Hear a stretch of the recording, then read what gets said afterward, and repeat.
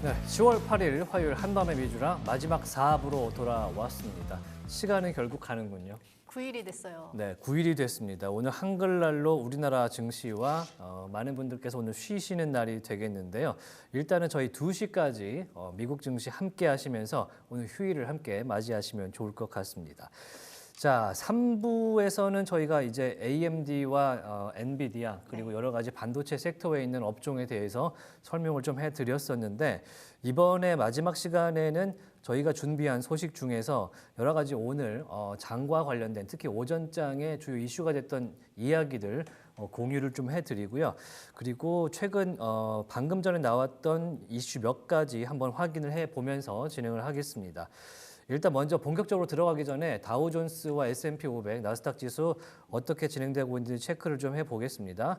다우존스 산업평균지수 0.16% 오른 채 42,000선까지 다시 올라갔군요. 네. 42,000선을 회복한 모습 볼 수가 있고요. 자, 나스닥 컴포지트, 나스닥 종합입니다. 1.28% 오르는 모습 18,150포인트에서 지금 거래가 되고 있습니다. 전체적으로는 자, 반도체 섹터의 호조세에 힘입어서 전체적으로 지금 지수들이 올라가는 모습 보실 수가 있는데 S&P 500도 0.8% 지금 오르면서 5,740대에서 거래가 되고 있습니다. 자, 계속해서 반도체 관련해서 특히 조금 전에 엔비디아 AI 서밋, 자, 엔비디아가 여태까지 하드웨어로 굉장히 이름을 날렸었는데 이제는 소프트웨어 분야에서 챗 GPT와 같이 생성형 AI 플랫폼을 만들어서 이거를 이제 기업들한테 쓸 수 있도록 배포하고 판매를 하겠다. 그러면서 파트너가 지금 공개된 거죠. AT&T라든지 딜로이트 같은 컨설팅 펌부터 AT&T는 통신업주, 통신사업자, 위성도 발사하는 그런 통신사업자까지 모두 생성형 AI를 쓸 수 있게 엔비디아가 도와주겠다. 이런 내용을 하면서 이 하드웨어 전문사에서 소프트웨어까지 진출을 하려는 노력을 이번 AI 서밋에서 발표를 하고 있는 모습 3부에서 전해드렸습니다. 그런 가운데 소식이 한 가지 나온 게 있었는데요. 저희가 1, 2, 3부를 진행하는 동안 몇 가지의 경제 지표가 좀 발표된 게 있었고 네. 그다음에 틱톡과 바이트 댄스죠. 틱톡 좀 하시나요? 전 틱톡과 관련된 지금 소송건이 방금 전에 생긴 걸로 뉴스에서 확인이 돼서 그 얘기도 한번 전해드리도록 하겠습니다. 자, 그러면 조금 전 나왔던 오늘 저희가 앞서서 공유해드렸던 경제지표 중에 한 가지, 두 가지 정도를 공유를 해드릴 텐데요. 일단 오늘자 말고 어제자를 좀 먼저 보도록 하겠습니다.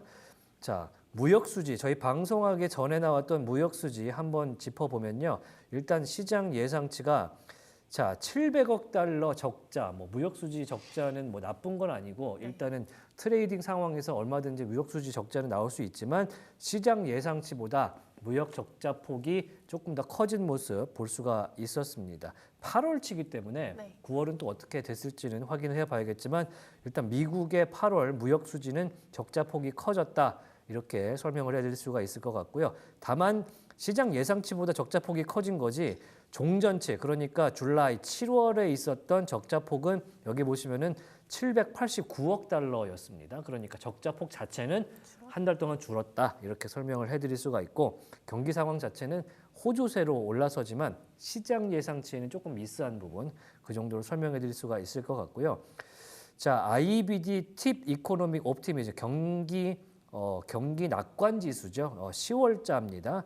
46.9로 나왔어요. 시장 예상치가 이제 47.2였는데 종전치는 46이어서 다소 오르긴 했습니다만 시장 예상치를 다소 하회했다는 면에서 경기를 어떻게 시장에서 보고 있는지 조금 지금 하회한 모습을 나오고 있습니다. 여기 위에 이제 어떻게 설명을 하면 되는지 써 있기도 합니다만 향후 6개월간의 일단 어떻게 시장을 보는지 옵티미즘, 그러니까 긍정 요소를 얼마나 보는지를 보는 그런 지표인데요. 50 이상이면 호조세를 예상을 하는 거거든요. 네. 일단은 46.9, 50 이하기 때문에 향후 6개월간 이코노믹 아웃룩, 그러니까 시장 전망, 경제 전망을 그렇게까지 시장에서 이 조사 업체에서는 그렇게까지 좋지 않은 걸로 확인한 걸로 나왔습니다.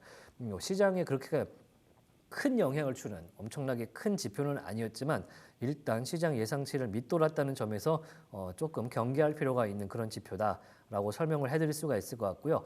조금 전에 나왔던 애틀란타 연방은행에서 발표하는 GDP Now, GDP Now는 이제 실시간으로 네. 이제 미국의 GDP 상태를 추적을 하는 거예요. 이게 계속해서 나오거든요. 그래서 주마다 나오게 되는데 한번 같이 보시죠. 지금 조금 전 나온 걸로는 시장 예상치를 상당히 웃돈 걸로 GDP Now가 높게 나왔다는 거는 지금 느끼고 있는 GDP의 성장세 자체를 시장에서 높게 평가하고 있다. 그 시장 전망치가 2.5% 성장하는 걸로 예상을 했었는데 이게 연준에서도 한 2점 중반대 잡고 있거든요. 네. 근데 지금 페드 나우 그러니까 이 애틀란타 연은이 보는 수치로는 이번에 3.2가 나왔습니다. 종전치가 2.5예요. 그러니까 이게 경기가 상당히 호조세로 조사가 된 걸로 GDP 나오는데 이게 언제든지 바뀔 수 있는 부분, 이 매주 조사하는 거기 때문에 들쭉날쭉하지만 어찌됐든 지금 3%대까지 GDP 나우가 올라왔기 때문에 경기 상황에 대해서 11월에 연준도 이런 데이터들을 통해서 이게 연은이 발표하는 거기 때문에 좀 적용을 할 수 있겠다라고 볼 수가 있겠습니다. 나머지는 잠시 후에 새벽 1시 지금 수치를 한번 리바이즈 해봐야겠네요.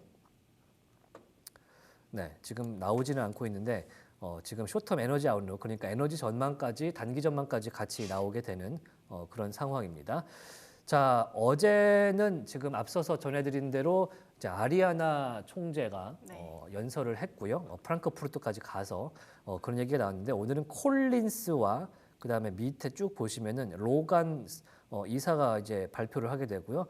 굴수비도 내일까지 해서 발표를 하게 되는데 여러 가지 보스틱 총재도 여기 있군요. 보스틱 총재의 발언도 한번 같이 보시면 좋을 것 같은 앞으로의 일정이군요. 자, 조금 전에 나온 얘기 제가 이거 생각하느라고 약간 말을 더듬었어요. 죄송합니다. 틱톡이 자 지금 기소를 당했다는 소식이 들어왔습니다. 물론 틱톡의 모기업이 바이트댄스죠. 자, 중국계입니다. 중국계 바이트댄스가 운영하는데 세계에서 가장 큰 유니콘 기업 2등으로 손꼽히고 있는 곳이 이 바이트댄스 틱톡의 운영사인데 이 틱톡이 지금 US 스테이트 13곳의 주 그리고 스트릭트 오브 컬럼비아 그러니까 워싱턴 DC 주정부인 것 같습니다. 13개의 미국 주 당국으로부터 지금 파일링이 됐다. 지금 소송이 걸렸다는 뉴스가 들어와 있어서 좀 확인을 해봤습니다. 그러니까 주요한 내용은 어떤 것이냐.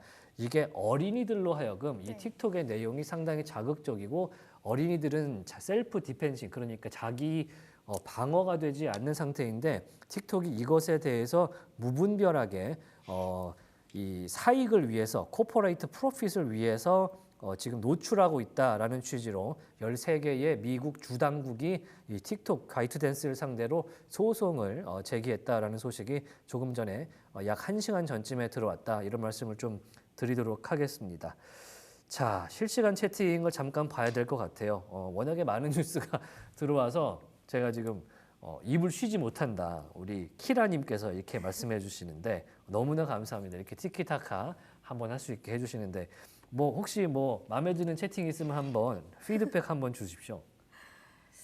보고 계십니까? 입을 쉬지를 못하는 우리 우행님 네. 그리고 또 여기 고인물 형님들 장난 없어요. 이런 네. 댓글이 여기 있네요. 고인물 형님들 장난 없는 거는 저희가 방송한 이후에 네. 여실히 느낄 수 있을 것 같습니다. 네, 저희 보이는 올 분들께 무지개님들 장난 네. 아니잖아요. 계속 매일매일 시청해 주시고 계신데 너무 네. 감사합니다. 감사합니다. 자, 올무지개님은 자세히 보니까 낮에 이제 우리 국내 증시 코스피 코스닥 저희 딜사이트에서 전해드릴 때도 그때도 계시더라고요. 그래서 제가 별명을 하나 붙여드렸어요. 딜무원이라고 딜사이트 경제TV 공무원이라고 한번 임명을 해드리고 넘어가도록 하겠습니다. 자, 그러면은 뉴스 제가 앞에 한번 볼 게 더 있다고 말씀을 드렸는데 요거 보고 넘어가야 될 것 같습니다. 자, 이스턴 타임 그러니까 10시 56분 AM 이스턴 타임이니까요. 우리 시간으로 한 12시쯤 지금으로부터 약 1시간 전쯤에 나온 월스트리트 저널발 기사인데요. 조금 전에 헤즈볼라가 이제 다량의 로켓탄을 이스라엘 북부를 향해서 발사했다는 지금 뉴스가 도착을 했습니다. 이스라엘을 향해서 헤즈볼라가 지금 로켓 탄두를 발사를 했다라는 소식이 전해지고 있고요. 지금 이거를 통해서 정확히 조금 더 읽어봐야 될 것 같은데 100발 이상의 로켓을 이스라엘 북부 지역의 하이파 교회 지역이라고 합니다. 하이파 지역이 어디인지는 사실 뭐 저희는 알 수는 없지만 이스라엘 북부 교회 지역이라고 합니다. 그래서 밑에 사진을 좀 보시면은 이스라엘과 레바논이 확대해 드릴게요. 이스라엘과 레바논이 여기가 바다고요. 이스라엘이 이렇게 있어요. 레바논과 이스라엘 북부와 이스라엘 남부가 이렇게 접경 지역입니다. 그래서 이렇게 쏘는 거예요. 레바논과 이스라엘이 뭐 멀리 있어서 로켓을 쏘는 게 아니고 사실 이쪽에 팔레스타인이 있는데 네. 이 팔레스타인 지역처럼 이스라엘과 레바논이 충분히 교전할 만큼 국경 지역만 걸치고 있다. 약간 그 인도 북부와 중국 접경 사이에 가끔 싸우거든요. 네. 그런 느낌으로 지금 접경지대가 있는데 하이파 지역에 지금 다발 100발 이상의 로켓탄을 지금 이스라엘을 향해서 어딘가요? 헤즈볼라가 발사를 했다. 이런 뉴스가 1시간 전쯤에 들어왔습니다. 이 내용 업데이트를 좀 해드려야 될 것 같아서 지금 제가 월스트리트저널 확인하면서 가져왔는데 문제는 지금 민간인을 표적으로 삼았다고 말한 것의 대응이다. 헤즈볼라 입장이에요. 헤즈볼라는 하이파를 겨냥한 미사일 공격, 이번에 100발 이상 이스라엘 쪽에 쏜 이 북부 공격은 이스라엘이 베이루트 남부 교회 민간인을 표적으로 삼았다고 발표한 것. 그러니까 최근에 이란에게 탄도미사일을 이스라엘이 얻어맞고 네. 물론 민간인 사상자는 없었다고 하지만 이것에 대한 보복으로 이란에다가 뭘 한 게 아니고 이 레바논에다가 일종의 레바논의 헤즈볼라와 이란에 있는 이 입장은 혈맹 관계거든요. 네. 대신 보복을 한 건데 민간인을 타깃으로 이스라엘이 보복을 한 것에 대해서 지금 100발 이상의 로켓탄을 헤즈볼라가 발사를 이스라엘 쪽으로 했다라고 조금 전에 뉴스가 나온 점 안내를 해드리도록 하겠습니다. 상당히 좀 전황이 뭐랄까 확장이 막 되는 것은 아닌데 네. 계속해서 소모전, 뭐 로켓탄이 100발 이상이면 소모전은 아니겠지만 네. 그래도 좀 계속해서 지금 사상자가 나올 수밖에 없는 그런 상황으로 치닫고 있는 모습인 것 같아서 좀 아쉬운 점이 있는데요.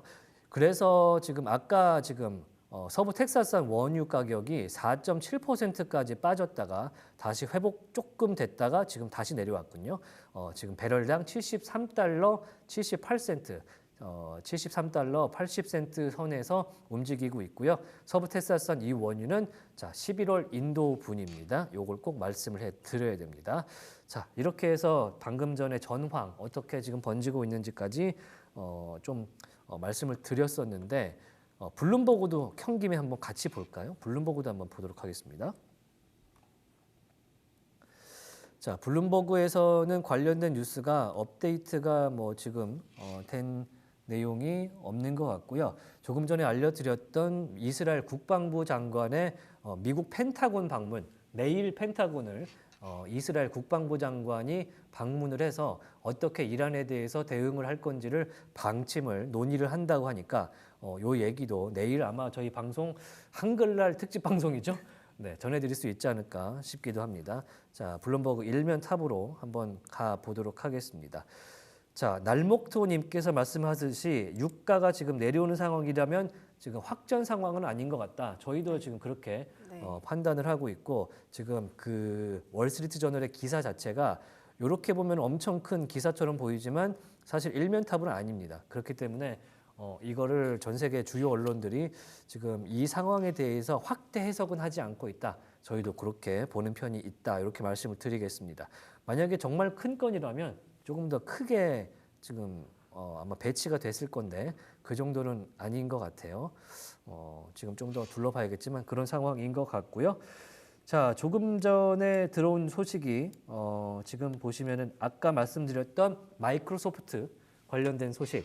마이크로소프트가 운영하는 클라우드 서비스 서버죠. 애저의 서버에 이제 공급사 최초로 네. 블랙웰 엔비디아의 블랙웰 칩셋이 탑재된 애저 서버가 이제 가동이 될 것이다. 우리가 첫 번째야. 이렇게 마이크로소프트가 공식 발표를 했다고 합니다. 그 내용 다시 한번 설명을 해드리고요. 그러니까 재미있습니다. 블랙웰이란 게 무엇인지 마이크로소프트가 얼마나 큰 회사인데 지금 시총 1위잖아요. 네, 맞아요. 이 회사가 엔비디아가 2등이거든요. 2등 시총 2등 회사 제품을 우리가 받았다고 자랑하는 모습이 굉장히 어색하게 느껴질 정도로 이 블랙엘에 대한 수요가 막대하다.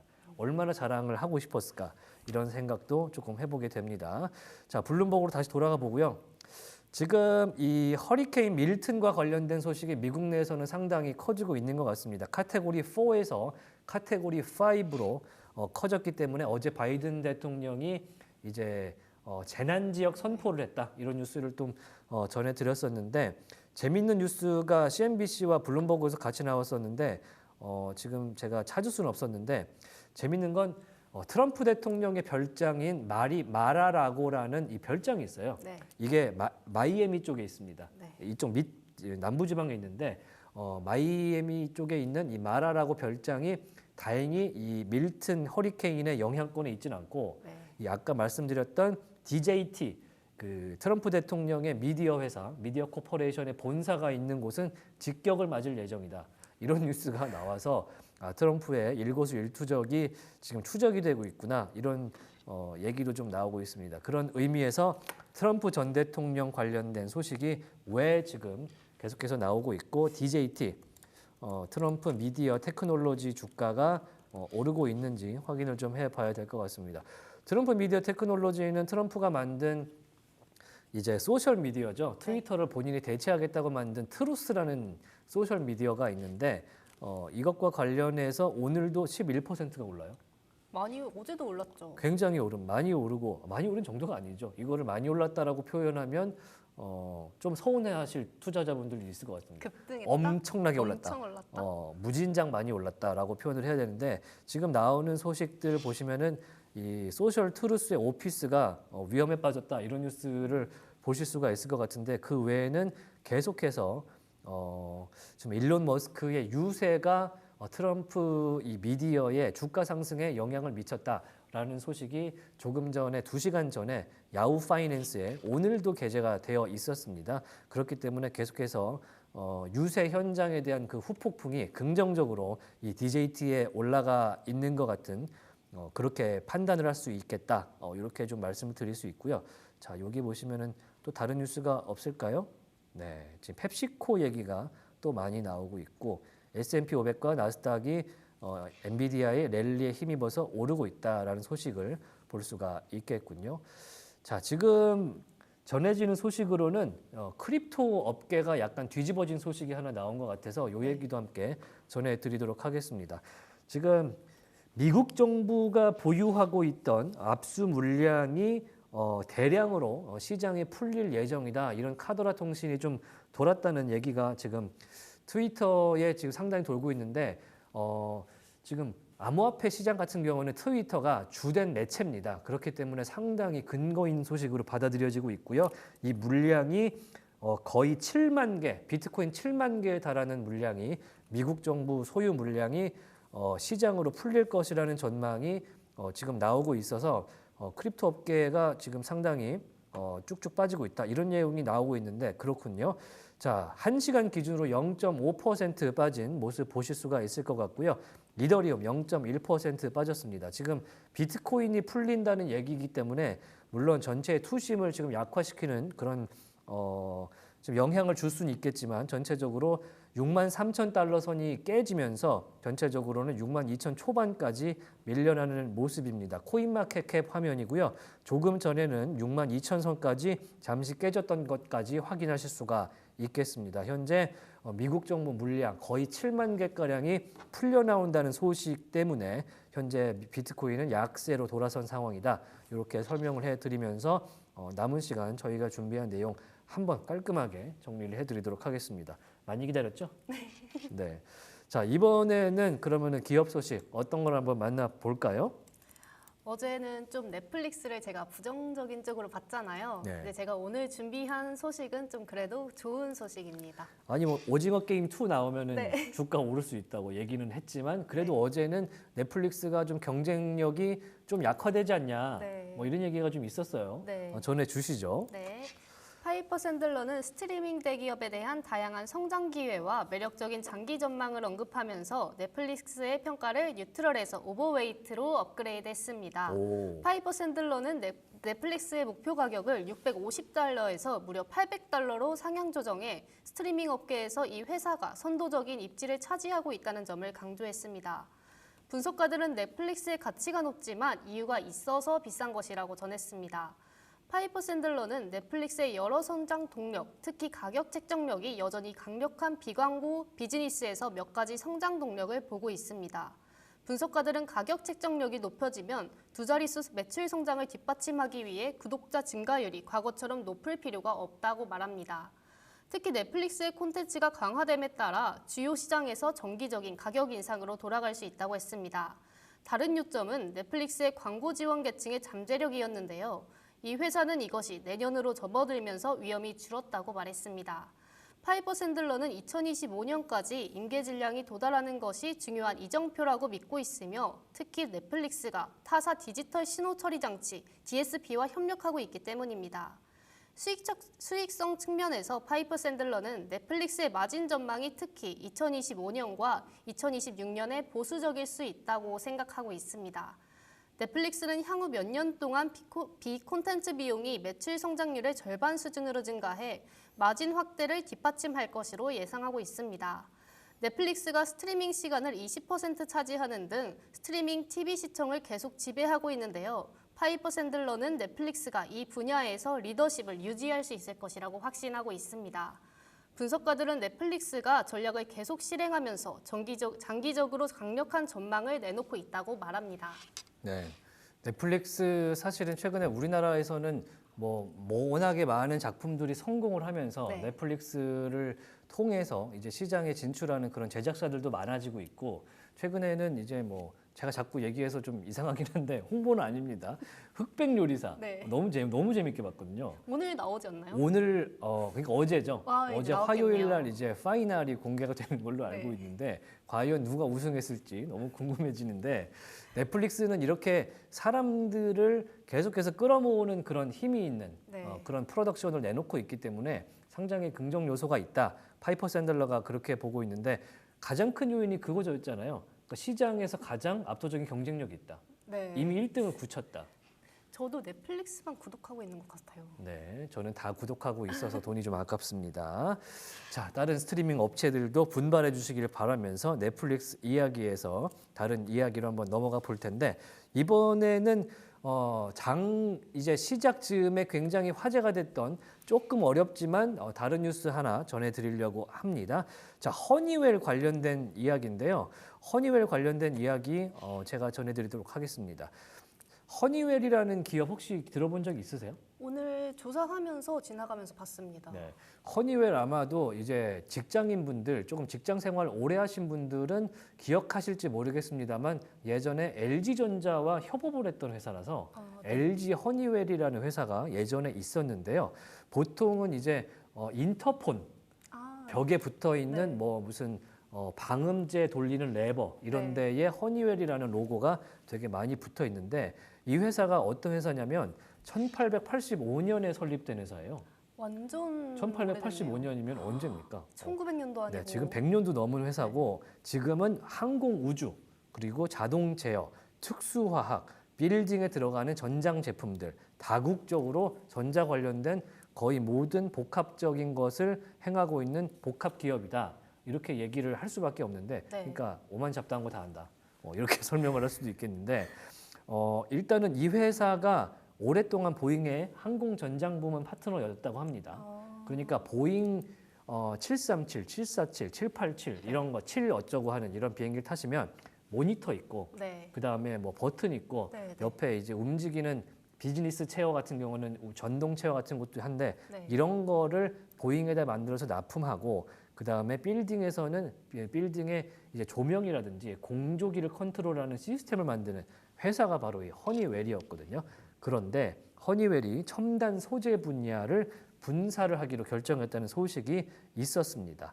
그래서 어떤 소재 분야냐면 방탄, 네. 케블라 소재라 그러거든요. 네. 방탄 소재. 예를 들어 우리가 장갑을 끼고 공사장에서 뭔가 무거운 게 떨어지면 다치면 안 되잖아요. 그렇죠. 그리고 찢어지면 안 되잖아요. 네. 이런 거를 만드는 회사고 또 제약 제품의 포장재까지 만든다 그래요. 그래서 특수 포장, 첨단 소재 분야에서 이거를 연구하고 판매를 하고 있는데 총 매출의 지난해 기준으로는 10% 정도를 할당을 받고 있었습니다. 이거를 이제 2년 뒤까지 분사를 완료해서 전체적으로는 매출을 안정화하고 따로 키우겠다. 이런 얘기를 하고 있습니다. 네. 허니웰이 예전에는 제가 말씀드린 것처럼 안 하는 게 없는 그런 회사였는데 네. 지금은 사실 방산 기업에 가깝거든요. 그러니까 우리나라에서도 두산 인프라코어 이런 회사들도 사실 탱크 만들고 네. 그런 일을 하기 때문에 이런 허니웰이 방산의 대표 주자로서 좀 더 커나가는 데 있어서 좀 더 집중하기 위한 것이다. 이렇게 얘기를 해주고 있습니다. 그래서 오늘 프리마켓에서 3% 이상 급등했던 것이 오늘 허니웰의 주가인데요. 허니웰 주가 지금 어떻게 되고 있는지 한번 확인을 해 보겠습니다. 자, 허니웰 주가 보도록 할게요. 네, 허니웰 주가 지금 함께 확인을 해 보시면요.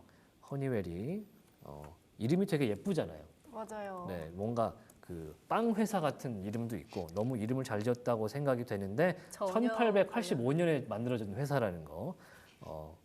자, 허니웰 현재 1.47% 오르면서 주가 206달러에서 거래가 되고 있습니다. 워낙에 덩치가 큰 회사예요. 또 방산 분야에서 또 움직이는 회사이기 때문에 허니웰이라는 주가가 큰 데 비해서 이 네. 시총이 엄청 큰 데 비해서 굉장히 무빙이 쉽지 않게 일어나는데 오늘 1.4%가량 오르는 모습 보여주고 있습니다. 여기 보시면은 나스닥에 소속된 걸로 확인이 되고 있지 않습니까? 네. 예전에는 다우 지수에 편입이 되어 있었습니다. 그리고 뭐 완전 시총이 크니까 네. 다우에 편입이 되어 있었는데 자기들이 원해서 나스닥으로 갔다 그래요. 2021년부터 나스닥에서 움직이고 있는 초대형 기업, 현재는 항공우주 방산 기업인 허니웰의 이야기 이렇게 마무리를 하도록 하겠습니다. 자, 그러니까 오늘 프리장부터 거의 5%뛴 거기 때문에 네. 앞으로도 허니웰 좀 주목해 보시면 좋지 않을까 이렇게 생각이 되네요. 자, 그러면 허니웰 말고 또 하나 한번 다른 이야기도 한번 들어볼까요? 어떤 이야기 한번 들어볼까요? 그러면 이번엔 아까 초반에 네. 되게 재밌는 소식 하나 있다고 전해드렸었는데 캠벨 캠벨 스프. 네. 이야기 한번 전해드리도록 하겠습니다. 네. 캠벨 스프가 이제 다이어트 관련된 제약사와 엮여서 이야기가 나와서 굉장히 여러분들이 전혀 관련이 없는 것 관련이 같은데. 없는 것 같은데 이게 어떻게 엮이는 거지 해서 들여다봤더니 관련이 너무 많더라고요. 한번 보시죠. 네, 번스타인에 따르면 GLP-1 약물 사용량의 증가함에 따라 캠벨 스프는 혜택을 받을 수 있다고 했습니다. 노보노디스크와 같은 새로운 종류의 당뇨병 및 비만 치료제인 오젬픽과 위고비, 일라이릴리의 마운자로와 젯바운드는 환자의 식욕을 떨어뜨립니다.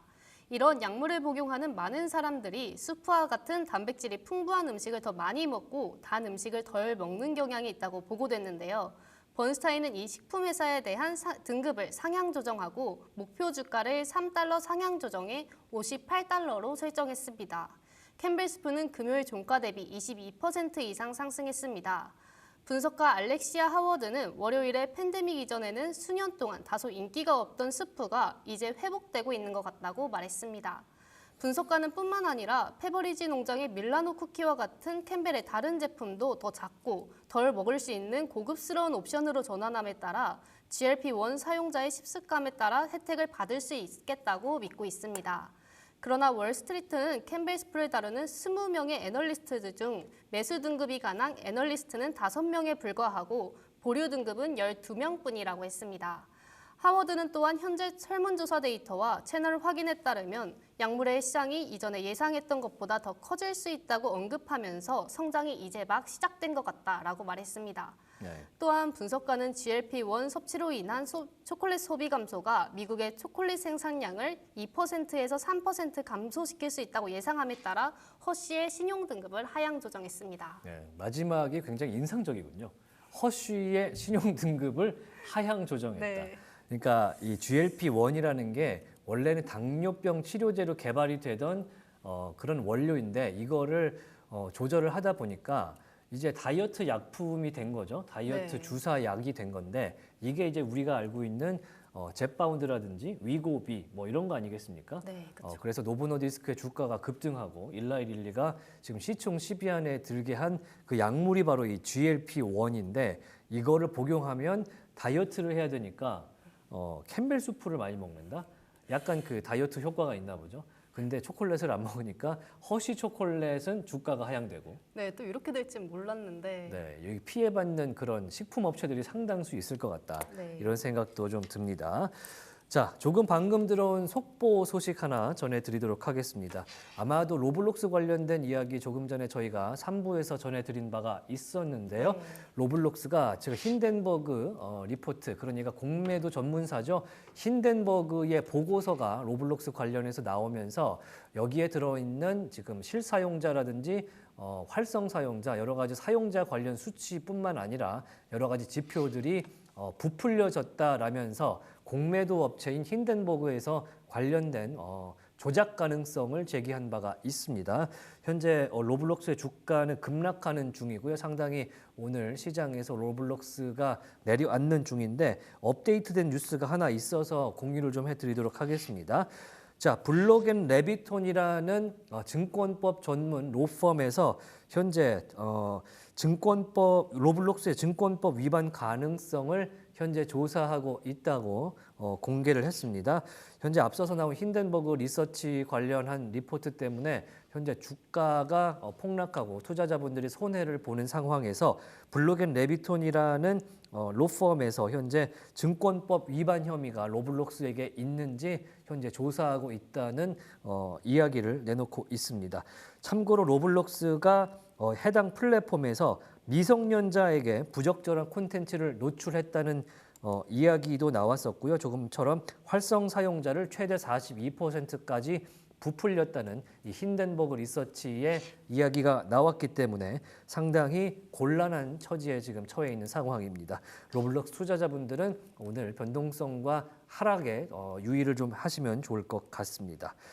자, 굉장히 오늘 전해드릴 내용이 은근히 많습니다. 네, 로블록스 사실 많은 아이들이 너무나 즐겨하고 로블록스의 자유도를 통해서 꿈을 펼치는 그런 게임 플랫폼으로도 많이 알려져 있어서 네. 뭐 게임 업계뿐만 아니라 뭐 메타버스의 원조다 이런 얘기까지 나와서 주가가 급등하고 이랬던 것이 불과 한 2, 3년 전인데 이렇게 활성 사용자 조작 가능성에 대한 리포트가 나온다는 건 조금 서글픈 일이다 이런 생각도 좀 들기도 합니다.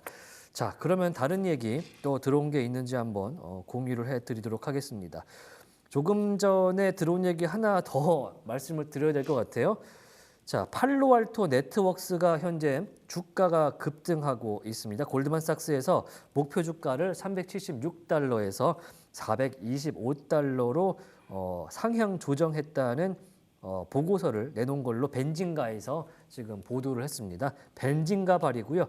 팔로알토 네트워크스의 주가를 376달러에서 425달러로 골드만삭스가 목표 주가를 상향했다는 소식을 전해드리도록 하겠습니다.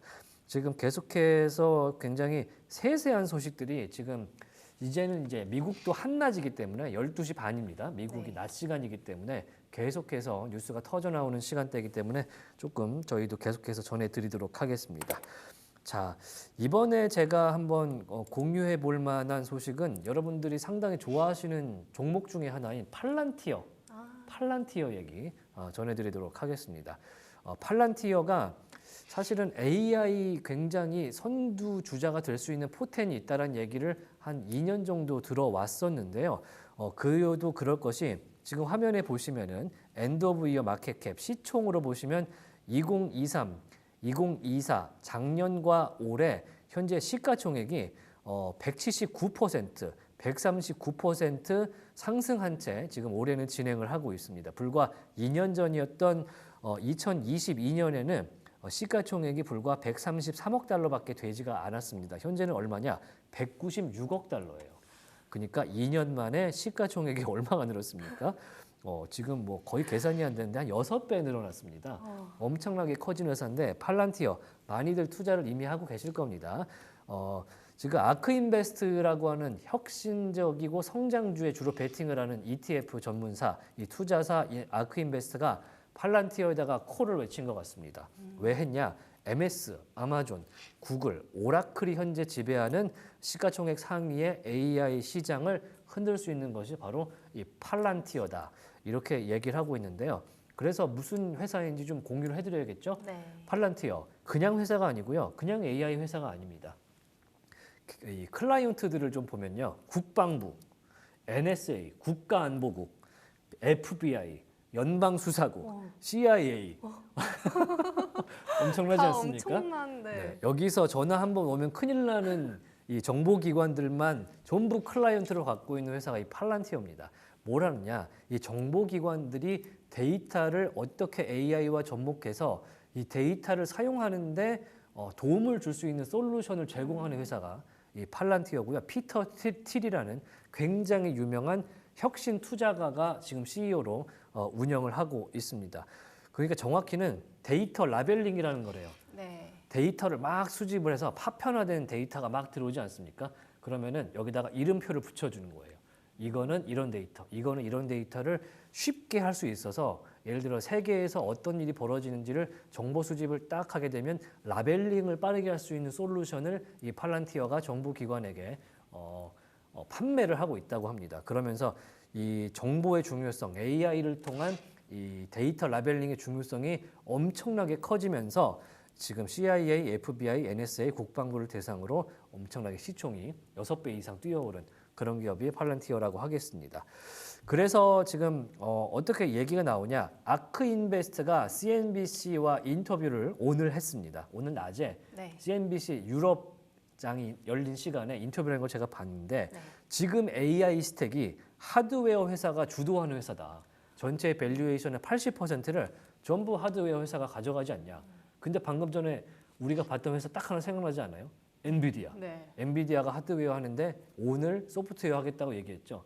바로 이 이야기랑 일맥상통하는 것 같습니다. 그래서 진짜 기회는 AI로 소프트웨어 하겠다는 회사가 가져갈 것이다 라면서 아크인베스트의 이사가 이렇게 인터뷰를 하는데요. 팔란티어는 지금 갖고 있는 데이터 라벨링 능력 수치에서 AI가 본격적으로 결합될 때 진짜 힘을 발휘할 것이기 때문에 특히 파편화된 데이터들, 라벨링이 안 돼서 이게 무슨 데이터인지 그냥 봐서는 모르는 상태에서 팔란티어가 그런 솔루션을 제공하는 힘이 있다라고 아크인베스트에서 이야기를 하고 있습니다. 그래서 이 이후에 아크인베스트 인터뷰가 나와서 웨드부시에서 이런 얘기를 합니다. 아웃퍼폼 바로 나오죠. 아웃퍼폼 바로 나옵니다. 목표가 38달러에서 45달러로 잡겠다. 이렇게 이야기가 나오는데 현재 팔란티어 주가를 공유를 좀 해드리면 이게 업데이트가 어떻게 돼 있는지 좀 확인을 해봐야 될 텐데요. 팔란티어 현재 주가 41달러, 41달러 수준에서 지금 거래가 되고 있고요. 지금 보십시오. 5.48% 오른 채 거래가 되고 있습니다. 팔란티어 주가 등락표 한번 같이 봐야겠죠. 저만 보면 안 되겠죠. FNTR, FLTR 한번 보면 자, 팔란티어 테크놀로지 5.44% 상승한 채 거래가 되고 있습니다. 그러니까 아크인베스트가 팔란티어와 테슬라에 엄청나게 비중을 많이 두고 자신들의 ETF를 판매하는 그런 투자사인데 지금 팔란티어에 대해서 굉장히 좋은 얘기가 나왔기 때문에 5% 이상 뛰어오른 모습 거기다가 AI 관련주잖아요. 네, 그렇죠. 그러면 지금 엔비디아 4% 이상 뛸 때 수혜를 받을 수밖에 없겠죠. 그래서 상당히 좋은 모습, 오늘 퍼포먼스 좋습니다. 그래서 41달러까지 뛰어오른 모습 보실 수가 있는 오늘의 팔란티아 이야기고요. 자, 뱅크 오브 아메리카에서도 매수 의견 냈고요. 시티만 중립을 냈다. 이렇게까지 정리를 해드리도록 하겠습니다. 팔란티어 보니까 주가도 되게 매력적이고 네. 앞으로 이제 정보기관에서 판매를 매입하는 것뿐만 아니라 그 정보기관에서 산 게 그러면은 굉장히 보안성이 입증됐다는 얘기잖아요. 네. 제가 생각했던 팔란티어보다 좀 더 높은 가치인 기업인 것 같다는 생각이 듭니다. 네, 그래서 사람들이 테슬라 못지않게 팔란티어도 이제 팔란티어 추종자들이 있어요. 아, 진짜. 네, 트위터에 보면 팔란티어 굉장히 좋아하시는 분들이 많고 피터 틸이라는 이 CEO 인물 자체가 네. 굉장히 매력이 있어서 추종하시는 분들이 상당히 많은 주식이라서 테슬라처럼 변동성이 극심하다. 아, 요건 또 주의를 하셔야겠다. 이런 얘기도 함께 전해드리도록 하겠습니다. 자, 제가 팔란티어를 했는데 이번에 이채린 캐스터의 몫을 한번 넘어가 봐야 될 것 같은데 이번에는 뭐 한번 볼까요? 이번에는 지금까지 안 나왔던 모비라이라는 기업. 모비라이. 네. 모비라이 예전에 진짜 유명했는데 구글이 인수한 회사죠. 네. 한번 이야기 들어보도록 하겠습니다. 네, JP모건의 애널리스트들은 모비라이의 평가를 뉴트럴에서 언더웨이트로 낮추며 이 회사의 슈퍼비전 제품과 성장 전망에 대한 우려를 나타냈습니다. 목표 주가 하향 조정은 시장 침투와 경쟁의 어려움으로 인해 슈퍼비전의 판매량 증가에 대한 JP모건의 신뢰가 떨어지면서 목표 주가를 16달러에서 10달러로 하향 조정한 것입니다. 다운그레이드를 촉발한 주요 원인은 모비라이가 중국의 지코와의 주요 계약을 잃고 슈퍼비전을 자체 솔루션으로 대체하기로 결정했기 때문입니다. 이러한 상황과 서구 주문자 상표 부착 생산업체 OEM의 제한적인 성장세가 맞물리면서 JP모건은 10년 말까지 슈퍼비전의 성장에 대한 기대치를 낮췄습니다. JP모건에 따르면 이는 모비라이에 대한 투자자들의 인식을 성장 잠재력이 큰 회사에서 성숙기에 접어든 ADAS, 첨단 운전자 보조 시스템 시장과 더 밀접하게 연관된 회사로 바꿀 수 있을 것으로 보입니다. JP모건은 지커의 자체 솔루션에 의한 슈퍼비전의 대체와 유럽연합과 북미의 관세 도입에 따른 전기차 판매량 감소 전망으로 인해 2025년 슈퍼비전의 판매량은 전년 대비 비슷하거나 감소할 것으로 예상한다고 말했습니다. JP모건은 유럽연합과 북미에서 관세가 부과됨에 따라 모비라이의 전기차 관련 물량에 대한 전망이 더욱 어두워졌고 회사의 미래 성장 방향에 대한 우려가 커졌다고 덧붙였습니다. 단기적으로 매출과 수입에 미치는 영향은 제한적일 것으로 예상되지만 JP모건의 분석가들은 슈퍼비전의 거래량 증가에 대한 장기적인 확신이 약화되면서 투자자 심리에 부정적인 영향을 미칠 것으로 예상합니다. 네. 예전에 이제 모빌아이 하면은 이제 구글 웨이모, 이게 네. 자율주행 자동차, 현재 미국 땅에서 유일하게 돈 받고 자율주행으로 택시가 운영되고 있는 이 웨이모에 들어가는 이 라이다 센서입니다. 네. 주변에 사물이 뭐가 있는지를 좀 알게 해주는 그런 센서를 개발하는 회사가 모빌아이인데 최근에 모빌아이가 갖고 있는 이 라이다 기술에 대해서 필요성이 많이 느껴지지 않나 봐요. 그런 측면이 있어서 테슬라에서는 아까 카메라로 대체한다 그랬잖아요. 네. 그러면서 이 모빌아이의 라이다 센서가 무지하게 비싸거든요. 네. 그래서 이 비용 투자라든지 이런 것들에 대한 전망들이 지금 JP모건에서도 하향하고 있는 그런 모습을 확인하실 수가 있습니다. 그러면 3대 지수 현재 어떻게 돌아가는지 저희가 이제 모빌아이까지 봤는데요. 한 번 더 체크를 해볼 그런 타이밍이 된 것 같습니다. 자, 조금 전에 이제 팔란티어 저희가 5% 이상 올랐다. 오늘 좀 많이 올랐습니다. 그렇게 말씀을 드렸더니 올무지개님께서 네. 자, 많이 올라 버렸다 이렇게 말씀을 해주시는데 또 기회가 오지 않겠습니까? 그러면서 가끔 이제 팔란티어 같은 경우는 많이 빠지는 날이 오면은 네. 이렇게 얘기해요. 빨랑 튀라고. 빨랑 튀어 이렇게 얘기하는 투자자분들도 상당히 많은 변동성이 극심한 그런 종목이기 때문에 투자에 주의를 하시면서 기회를 엿보시면 좋을 것 같습니다. 현재 CNBC 메인 화면 보시겠습니다. 지금 계속해서 오늘 나왔던 뉴스들 그리고 장 전과 장 중에 어떤 주식들이 현재 뛰고 있는지 특히 이게 엔비디아 쉐어에 대한 이야기가 나와 있는데요. 시티에서는 엔비디아에 대해서 조금 부정적인 리포트를 낸 모양입니다. 그래서 이 내용 엔비디아 쉐어가 남은 오랫동안에는 조금 정체 모습을 보일 수 있다. 이런 리포트를 낸 것으로 보입니다. 그래서 이 내용 조금 주시하시면 좋을 것 같고요. CNBC 프로에 있는 내용입니다. 이 내용도 함께 전해드리겠습니다. 시티에서 예상하기에는 올해 말까지 완전히 블랙웰 플랫폼이 성장해서 안정되기까지 좀 시간이 걸릴 것 같으니까 올해는 주가 자체는 조금 정체될 가능성이 있다라고 이렇게 매수 등급 자체를 일단 타깃은 150달러를 줬습니다. 아까 130달러 초반에서 네. 거래가 되는 모습 보실 수가 있을 것 같은데 가장 잘 나갔을 때보다는 좀 빠진 거거든요. 그런데 업사이드 자체는 17.4%.